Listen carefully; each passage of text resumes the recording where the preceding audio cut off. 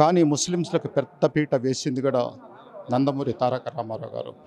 ఆ రోజుల్లో మనకు హైదరాబాదులో జంట నగరాల్లో ఎన్నో ఘర్షణలు జరిగాయి.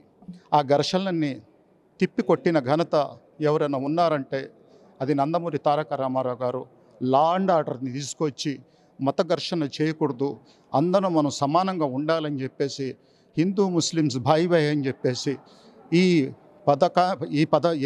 వినిపించి, ఈ మాటని వినిపించి అందరికీ ఒక ఘనత తీసుకొచ్చిన పార్టీ ఏదైనా ఉందంటే అది టీడీపీ పార్టీ.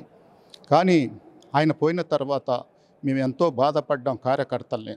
ఈ పార్టీని స్థాపించేది ఎవరు, ఈ పార్టీని నడిపించేది ఎవరు అని చెప్పి మేము బాధపడేవాళ్ళం కార్యకర్తలు. కానీ నేను ఉన్నానని చెప్పేసి ముందుకు వచ్చిన నారా చంద్రబాబు నాయుడు గారు ఆ రోజు నుంచి అండగా ఉంటూ తెలుగుదేశం పార్టీకి ఈరోజు యువ నాయకుడైన